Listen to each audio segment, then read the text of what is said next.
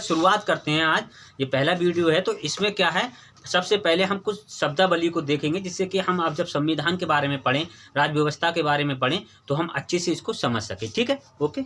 चलिए अब देखिए, हमने कहा भारतीय संविधान की शब्दावलियाँ। कुछ शब्दावलियाँ हैं जो हम इनको बताने जा रहे हैं। जैसे हमने कहा देश, राष्ट्र और राज्य। हम 3 शब्दों की सबसे पहले बात करते हैं। इस शब्दावलियों की बात करते हैं, सिर्फ 3 शब्दों की।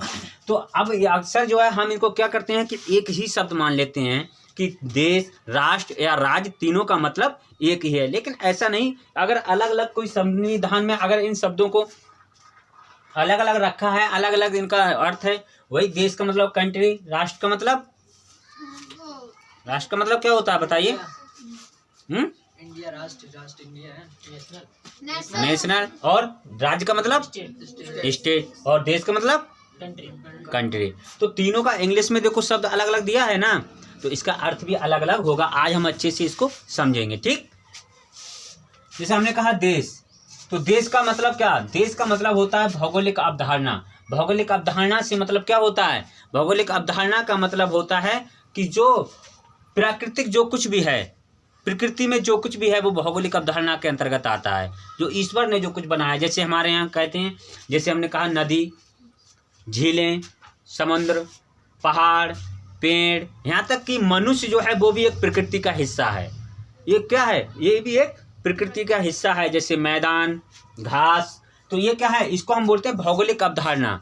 ठीक है, तो हमारा देश किससे मिलके बनता है? देश मिलता है भौगोलिक अवधारणाओं से मिलके। जो हमारी देश की सीमा है वो एक भौगोलिक अवधारणा की से मिलकर बना है। भौगोलिक सीमा है। जैसे हमारा देश जो बना है, जो देश हमारा है, इसमें जो भी जो सीमा बनाई गई है वो क्या है? वो इनकी जो सीमा आप देख रहे हैं ना, इतने घुमा के बनाई है ये सीमा। इसका मतलब क्या है? ये भौगोलिक सीमा है। मैंने ऐसी बना दिया है सिर्फ समझने के लिए। तो भाई जाहिर सी बात है, मान लीजिए कि हमने कहा कि मतलब जैसे वही कहीं पर नदी आ गई, कहीं मैदान आ गया, कहीं पहाड़ आ गया, तो ऐसा तो नहीं हम उसको काट के सीमा बनाएंगे भाई। हम जैसे भी कह देंगे भाई आधा इधर का हिस्सा आपका, इधर का हमारा। जैसे नेपाल है भाई, यहाँ का बॉर्डर है, ये हिमालय है भाई, इधर का नेपाल, इधर जो है इंडिया, भारत। तो इसको क्या कहते हैं हम? भौगोलिक अवधारणा है। ठीक है, तो भौगोलिक अवधारणा के अंतर देश हम उसको कहते हैं, जिसमें क्या होता है देश किसको कहेंगे? जो भौगोलिक अवधारणाओं से बना है, नेचुरली बना है, प्राकृतिक जो चीज़ें बना है, उसको हम देश कहते हैं। जिसमें जो है जनसंख्या भी होती है, निश्चित क्षेत्र भी होता है।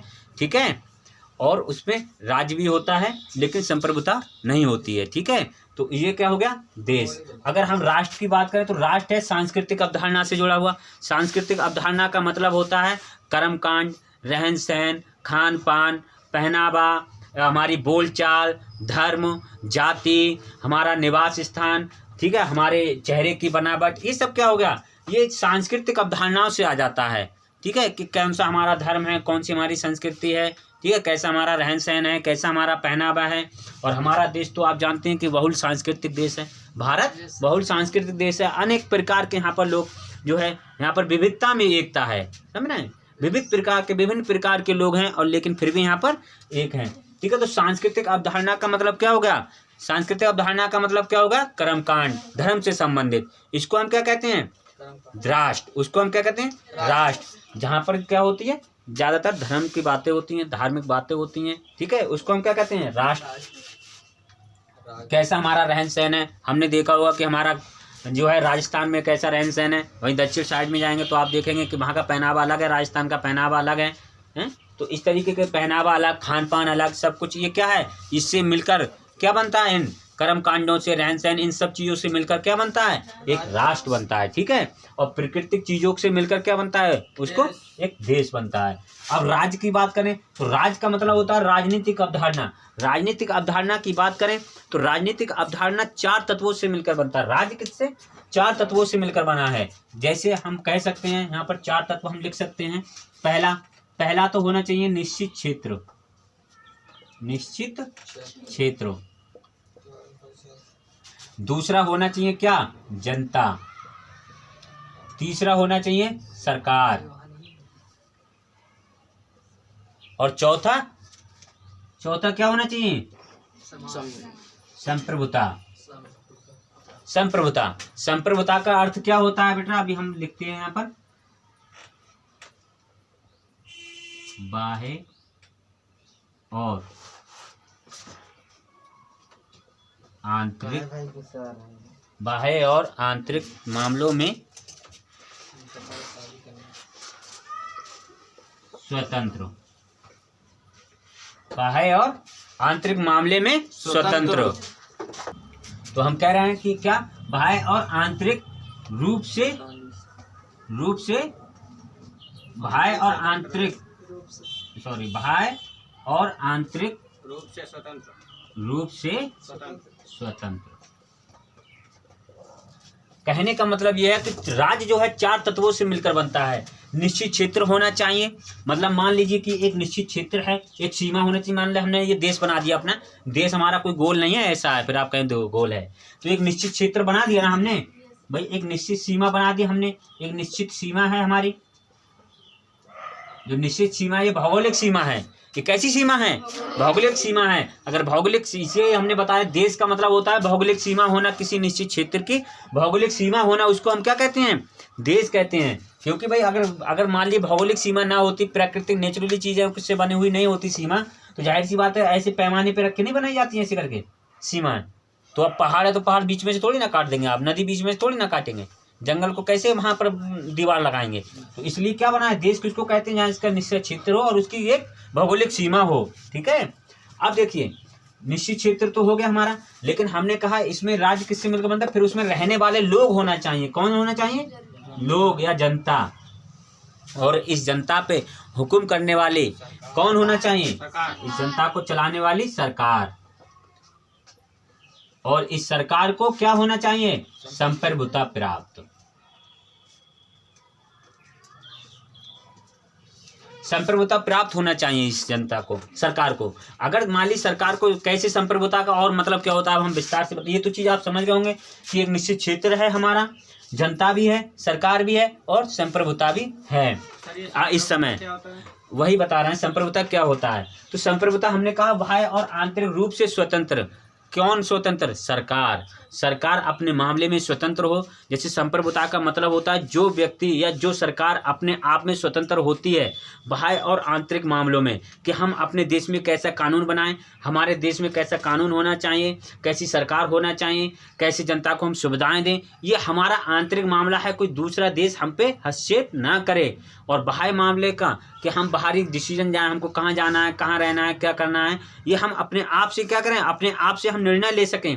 किसी देश से ना पूछें। जैसे मान लीजिए 370 अनुच्छेद अभी हटाया गया था, जम्मू कश्मीर को अपने देश में मिलाया गया था, तो उसमें यही तो बातें पाकिस्तान ने विरोध किया, अमेरिका ने भी कहा, कुछ कमेंट मारे और भी लोगों ने, तो उन्होंने कहा नहीं, हम मोदी सरकार ने है इस समय, तो सरकार ने क्या कहा? सरकार ने कहा ये हमारा आंतरिक मामला है, आप हमारे राज्य में हस्तक्षेप नहीं कर सकते, हमारे देश में हम चाहें जो करें। समझ रहे हैं मेरी बात को?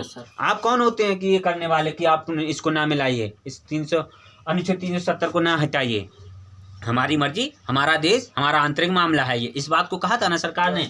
जैसे अब मान लीजिए एक सवाल आता है कि 1947 से पहले हमारा देश राज्य था या नहीं, 1947 से पहले हमारा देश राज्य था या नहीं, तो वहां पर सवाल आता है नहीं था, क्योंकि हमको बाह्य और आंतरिक मामलों में हम स्वतंत्र नहीं थे। हमारे पास निश्चित क्षेत्र भी था, जनता भी था, सरकार भी था। उस समय हमारी सरकार भी थी। ठीक है, सरकार का मतलब कि हमारे लोग भी सरकार में थे, कांग्रेस पार्टी थी, 1885 में गठन हुआ था। तो अब क्या, लेकिन हमारे पास क्या था? आंतरिक और बाह्य मामलों में हम स्वतंत्र नहीं थे, क्योंकि हमारे सारे फैसले सब कुछ कहाँ से होते थे? ब्रिटेन से होते थे। ठीक है, तो वहां से जो कानून बनता था वो हमारे देश में लागू होता था। इसलिए हमारी सरकार को क्या, हमारे लोगों को क्या संप्रभुता प्राप्त नहीं थी। समझ रहे हैं मेरी बात को? इसलिए हमारा देश उस समय राज्य नहीं था। राज्य वही होता है जिसको संप्रभुता प्राप्त होती है। जैसे और अच्छे शब्दों में आप समझिए और इसको अच्छे से समझ लीजिए। ये उतार लिए क्या? चलिए अभी उतार लीजिए, लेकिन हम और बताते हैं थोड़ा, और इसको समझिए थोड़ा सही करके अच्छे से। हम इधर बना देते हैं, ये डायग्राम एक इधर बना देते हैं, आप लिख इसको। अभी रुकिए, निश्चित क्षेत्र ये बना दिया हमने, और ये हमने जनता लिख दिया इसमें, और इस पे हमने सरकार लिख दिया, और इसको हमने क्या करा? संप्रभुता लिख दिया। अब देखिए, आप देखिए एक उदाहरण देखिए आप, जैसे मान लीजिए ये आपका घर है, ये आपका घर है। अब आपका घर की एक सीमा होती है ना कि आपका भाई इतना बड़ा घर है, एक रूम की एक सीमा होती है, चारों तरफ से दीवार होती है कि ये आपका घर है, ठीक है। जब ये आपका घर है तो आपका घर क्या है, निश्चित क्षेत्र है, क्या हुआ, निश्चित क्षेत्र है। ये हो गया निश्चित क्षेत्र। तो मान लीजिए ये आपका घर है, ये आपकी एक सीमा हो गई घर की, निश्चित क्षेत्र हो गया, ये निश्चित क्षेत्र हो गया। लेकिन इसमें परिवार जो हमारा रहता है, जिसको हम कह सकते हैं जनता, जिसको हमने जनता कह दिया, इस पे हुक्म करने वाले हमारा कोई बुजुर्ग होगा, हमारे दादा या पापा या मम्मी, कोई बड़ा होता है ना, उनके हुक्म के अनुसार ही पूरा घर चलता है ना। घर के जो बड़े सदस्य होता है कोई भी, वही घर का डिसीजन लेता है, वही निर्णय लेता है। तो मान लीजिए पापा हो सकते हैं, कोई भी हो सकता है, कौन हो सकता है, पापा हो सकते हैं, दादा हो सकते हैं, दादा मम्मी हो सकते, कोई भी हो सकता है, ठीक है। और इनको संप्रभुता प्राप्त है, संप्रभुता प्राप्त है, संप्रभुता। जैसे अगर ये मान लीजिए पापा कह रहे हैं कि हमको भाई घर में आज गोभी की सब्जी बनेगी, तो ऐसा तो है नहीं कि गोभी की सब्जी बनेगी तो हम पड़ोसी से पूछने जाते हैं, ये अपनी मर्जी से बनाते हैं। वो अलग बात है कि पड़ोसी से कोई राय दे रहा है, कोई सलाह दे रहा है, तो माने ना माने वो हम पे निर्भर करता है। लेकिन हम ये डिसीजन थोड़ी ना लेते हैं, हमारे घर वाले या बड़े सदस्य, कि भाई हमारे बच्चे कैसे कपड़े पहनेंगे, आपके पापा, ये पड़ोसी से थोड़ी ना पूछते हैं, क्योंकि वो अपने घर में अपने आप में स्वतंत्र हैं। चाहे वो क्या सब्जी बनवाएं, कौन से कपड़े पहनाएं, कैसे अपने बच्चों को रखें, कैसे पढ़ाएं लिखाएं, वो अपने आप में स्वतंत्र हैं। किसी भाई वाले से, किसी बाहर वाले से नहीं पूछते, किसी पड़ोसी से नहीं पूछते। इसका मतलब कि उनको अपने घर में स्वतंत्र, वो संप्रभुता प्राप्त है, अपने घर में वो किसी दूसरे से नहीं पूछते। इसी प्रकार से हमारी सरकार को, हमारे देश में क्या है, उसको संप्रभुता प्राप्त है। अब वो किसी, हमारी सरकार जो है किसी दूसरे देश वाले से नहीं पूछती कि हम कैसा कानून बनाएं, कौन सा कानून बनाएं, कैसे हमारे लोगों को सुविधाएं दें। नहीं, अपने आप में स्वतंत्र है, क्योंकि संप्रभुता उसी को कहते हैं, संप्रभुता। संप्रभुता का मतलब संप्रभु। जो संप्रभु कौन होता है, जो अपने आप में स्वतंत्र हो, अपने आप से डिसीजन ले सके, अपने आप से निर्णय कर सके, उसको क्या कहते हैं, संप्रभु। तो इसका उससे ही बना है संप्रभुता। तो संप्रभुता किसको प्राप्त होता है, अब इस समय हमारी सरकार को संप्रभुता प्राप्त है। इसीलिए अब हम कह सकते हैं कि 1947 में सवाल आया था कि 1947 से पहले हमारा देश राज्य था या नहीं था, तो हमारा जवाब होगा नहीं था। लेकिन अब हमारा 1947 से पहले हमारा देश राज्य था या नहीं था, तो हम कहेंगे राज्य नहीं था। लेकिन अब हमारा देश राज्य है, क्योंकि हमारे को संप्रभुता प्राप्त है। भाई राज्य का मतलब ये नहीं कि हमारे 28 राज्य हैं उनसे मतलब है, समझ रहे हैं। राज्य उनको तो हम प्रांत बोलते हैं, प्रांत। ऐसे आपने देखा होगा